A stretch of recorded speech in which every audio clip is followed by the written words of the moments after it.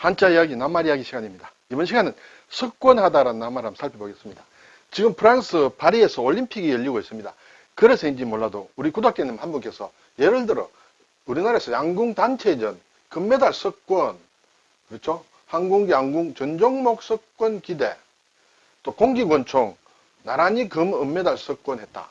이때 석권의 쓰임이 옳으냐 아니면 좀 잘못된 것이냐 이런 것을 말씀해 주셨는데, 사실 제가 정답을 말씀드리는 어렵고 저의 생각을 말씀을 드리도록 하겠습니다. 일단 낱말 한번 살펴보겠습니다. 석권은 자리석이다. 자리석. 권은 채권이다. 또는 말다 하는 말권이다. 둘둘 만다는 것이죠.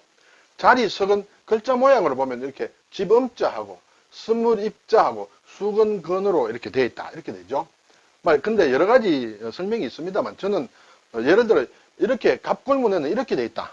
어떤 자리, 돗자리 같은 것을 표시해 놓고 자리석이다. 그렇죠?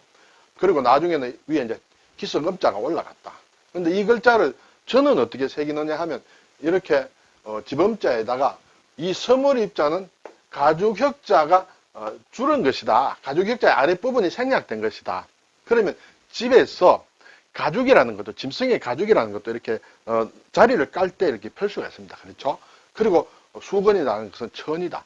가죽과 천을 깔아놓은 것이 자리다. 저는 그렇게 생각합니다만 또 다른 여러 가지 의견들이 있을 수 있습니다. 일단 그렇게 설명을 드리겠습니다.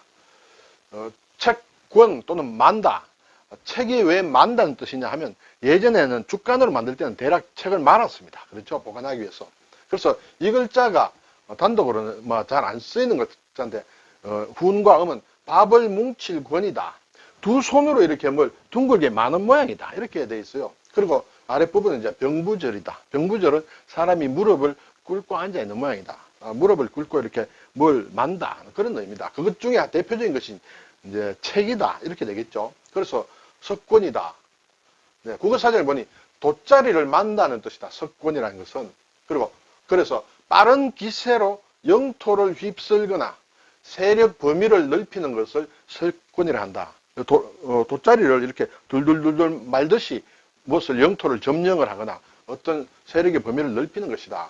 예를 들어 중국 대륙을 석권했다. 네. 중국 대륙을 둘둘 말듯이 돗자리 말듯이 자기 것으로 만들었다. 이런 얘기가 되죠. 또 다른 사전입니다만 비슷합니다. 돗자리를 만다는 뜻으로 어떤 분야 꼭 땅이라든지 그것이 아니고 어떤 분야나 영역 따위를 굉장한 기세로 남김없이 차지하는 것이다. 돗자리를 둘둘 말듯이 어떤 분야나 영역을 자기 것으로 하는 것이 그것이 석권이다. 예문을 보니 우리는 중형 컴퓨터 시장의 석권을 목표로 새 모델을 출시했다. 중형 컴퓨터 시장이라는 것이 있는데, 그렇죠? 있겠죠? 그것을 내 것을 해야 되겠다. 돗자리를 말듯이 내 것을 해야 되겠다. 그때 시장을 석권했다. 이런 표현을 쓴다는 것이죠. 자, 그러면 앞에서 본 대로 예를 들어 남녀 양궁 단체전인데 금메달 석권 저는 맞지 않다고 생각합니다. 공기권총 10m 나란히 금, 은메달 석권 이것도 마찬가지다. 어떤 앞에서 살펴본 그런 낱말의 뜻으로 볼 때 어떤 범위나 어떤 분야나 어떤 영토나 세력 범위나 이것을 자기 것으로 하는 것이 석권이지 어떤 결과물, 그렇죠? 결과물을 가지는 것이 석권이 아니다. 그래서 금메달 석권 이것은 안 된다. 그렇지만은 한국 양궁 전 종목 석권이다. 전 종목 그 분야 양궁 분야를 내 것으로 만들었다. 그때는 쓸 수 있다. 이것은 그렇죠. 누구누구가 테니스 대회 단복식을 함께 우승했다. 그때는 석권했다. 물론 우승하면 또 금메달이 나올 수 있겠습니다. 그렇죠? 그것은 금메달을 획득했다는 것이지, 그렇죠? 금메달을 석권한 것은 아니다. 석권한 것은 이 단복식 분야를 내 것으로 만들었다. 이렇게 되죠. 그리고 세계 시장을 석권했다. 이렇게 된다. 그렇죠? 그래서, 남녀 양궁 단체전을 석권했다. 그것은 되겠죠. 그렇죠? 네. 이런 것은 되는데, 메달을 석권했다라는 것은 안 된다. 근데 인터넷을 보시면 이런 표현이 꽤 나옵니다. 그래서 제가 자세히 살펴보니까 주요 메이저 언론사에서는 이런 표현을 쓰지 않는데 개인이 쓴다든지 또는 조그만 유튜브라든지 이런 데서는 이런 표현을 쓰고 있다. 이것은 제가 생각하기는 옳지 않다. 앞에 뜻을 비추어 봤을 때 옳지 않다. 그런데 이 부분을 명확하게 설명해 놓은 어떤 권위 있는 사람들의 설명을 제가 참고할 수가 없어서 100% 맞다고는 말씀을 못 드리지만 저로서는 쓰지 않겠다는 그런 생각입니다. 여러분 어떻게 생각하실지 모르겠습니다. 혹시 다른 의견이 있으면 댓글 좀 달아주십시오. 자, 권자 들어가서 또 비슷한 것이 압권이 있다. 압권. 압은 누른다는 뜻이에요. 그죠? 압력이 날 때. 권. 이때는 권이 책을 얘기한다. 앞에 석권은 돗자리를 만다는 말권자인데 여기 앞권은 권은 책을 뜻한다. 책으로 내리 누른다는 얘기예요. 여러 책이나 작품 가운데 제일 잘된 책이나 작품, 뭐 책을 냈다. 또 뭔 작품을 만들었다. 그 중에 제일 잘된 것을 압권이라고 한다. 왜냐하면 옛날 중국에서 관리를 등용하는 시험, 과거 시험을 볼 때 가장 잘된 작품, 뛰어난 답안지를 가장 답안지 위에 놓았다. 다른 답안지 위에 얹어 놓았다. 그렇죠? 그래서 아래쪽에는 좀 점수가 좋지 않은 것, 최고 점수의 답안지를 맨 위에 놓았다. 그래서 내리 누른다. 이렇게 되겠죠. 막 이때는 예를 들어서 지금의 종이라고 하면 별로 압력을 못 느끼겠지만 옛날에는 죽강 같은 것도 많이 있을 수 있었고 그렇죠. 네. 예문을 보니 이 작품이 이번 신춘문예에 응모한 작품들 중에 단연 압권으로 평가되었다. 다른 답안지를 다 누를 만한 그렇죠. 그런 걸로 평가됐다.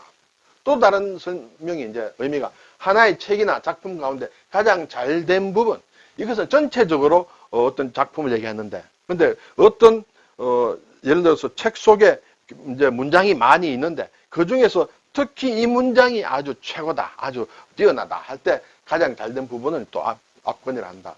마지막 재회 장면이 이 소설의 압권이다. 이 소설이 참 재밌는데 그 중에서도 최고로 뭔가 감명을 주는 여운이 남는 그런 것은 마지막 재회 장면이다. 그렇죠? 그리고 막 여러 가운데 가장 뛰어난 것. 그렇죠? 그날 행사의 압권은 선생님의 장기자랑이다. 이때는 권자는 책을 뜻하는 일단 책권자다. 자, 이 책권자, 말권자, 낱말 권설이다. 혀를 만다는 것이죠. 혀를 이렇게 말아서 입천장 쪽으로 올라가는 것을 권설이라 한다.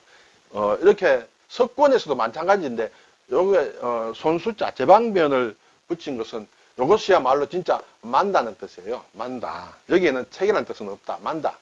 그래서 같이 쓴다. 석권도 그렇고 권설 같은 경우도 두 글자가 같이 쓴다.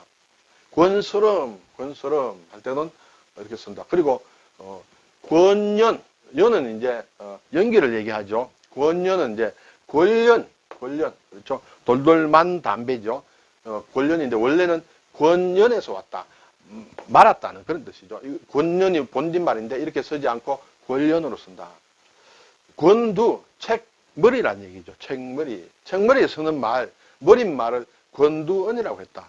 옛날 책에는 보면 주로 권두언이라고 많이 썼죠. 지금은 권두언이라는 말을 쓰는 책은 거의 없는 것 같습니다. 뭐 머릿말, 뭐 들어가면서, 뭐 시작하면서 이렇게 씁니다만 예전에는 권두언이라는 표현을 많이 했다. 석권지세, 그렇죠? 석권하는 그런 기세를 얘기한다. 수불석권이다. 손에서 권을 석하지 않는다. 석은 여기서 풀어준다는 뜻이에요. 풀석자다. 그렇죠? 그래서 손에서 책을 푼다는 것은 놓는다는 것이죠. 손에서 책을 놓지 않는 것을 수불석권이다. 계속 공부한다. 네. 손수를 붙이면 말권이다 했습니다. 만다. 그렇죠? 권선이다. 선을 만다. 마른 선을, 코일을 권선이라고 한다. 이렇게 코일 같은 것을 만드는 어떤 기계, 그것을 권선기라고 한다. 그렇죠? 권선기. 그리고 또 다른 의미로 어떤 철사나 밧줄, 전압계 줄 따위를 감거나 푸는 기구를 권선기라고 한다. 예, 어떤 철강 공장에서 이렇게 코일 같은 거 이렇게 둘둘 많은 그런 기계를 권선기라고 한다. 권양한다. 양은 이제 들어 올린다는 뜻이죠. 예. 이것도 막 기중기 같은 그런 것이 무엇을 들어 올릴 때 쓰는 것이 권양기. 그때는 저 권자를 쓴다. 권토중내다. 그렇죠. 권토. 흙먼지를 일으키면서 다시 다가온다. 이런 얘기죠. 유방과 항우의 싸움에서 마지막에 이제 나오는 얘기가 되겠습니다. 권토중내다. 이렇게 졌지만은 다시 일으켜서 뭔가 새로 시작하는 것을 권토중내라고 한다. 자, 여기에 이제 글자가 좀 헷갈리죠. 여기에 칼도자가 들어갔다. 앞에 거는 병부절이 들어갔는데 칼도자가 들어간 것은 문서를 뜻한다. 책과 문서 조금 다를 수 있다. 뭐 잘랐다. 그렇죠. 책은 이렇게 엮었다 하면 할 수 있는데 문서라는 것은 좀 낱장의 의미가 있다. 그래서 칼도자가 들어간 것은 문서권이다. 문서, 증서, 또 돈을 얘기할 때도 좀 뭐 신권이다, 국권이다, 고액권이다 할 때 그런 의미로도 쓴다. 복권이다. 그렇죠. 식권이다. 다 이렇게 잘라는 하나를 낱장을 얘기한다. 그때는 칼도자가 들어가는 권자다. 안 그러면 굉장히 헷갈리기 쉽습니다. 상품권이다. 고액권이다. 그렇죠. 여권이다. 주권이다. 정권이다. 유가정권이다. 할 때, 좀 칼도자가 들어가는 것이다. 이 권자에 사람인을 붙이면 게으를 권이다. 요거 자체가 둘둘 만다는 뜻입니다. 사람이 이렇게 몸을 말고 있다. 게으르다는 그런 의미가 되죠. 쫙 펴서 일어나지 않고 자리에서 몸을 말고 있다. 게으르다. 권태기 말도 쓴다. 그리고 여기에 큰 입구 몸, 애운다 몸을 넣으면 우리다. 우리. 그렇죠. 우리. 어떤 권력이다. 권력. 또 대기권이다. 금융권이다. 수도권이다. 한자 문화권이다 할 때다 이것은 어떤 테두리를 얘기한다. 그렇죠. 그리고 위에 둥글게 만다는 그런 의미의 아래에 눈목자를 넣으면 돌아본다는 뜻이에요. 권속이다 하면 나의 식구를 얘기한다. 우리 일가, 우리 가족을 권속이라고 한다.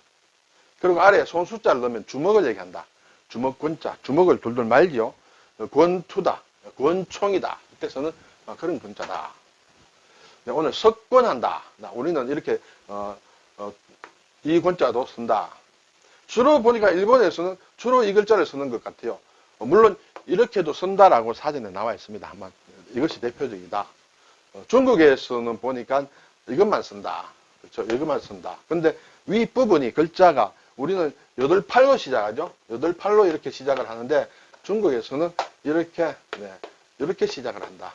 이렇게 하는 것이 글자가 조금 다르다는 것을 말씀드립니다. 오늘 석권했다. 압권이다 살펴봤는데 금메달을 석권했다는 것은 표기가 옳지 않은 것으로 생각이 된다는 것을 말씀드립니다. 감사합니다.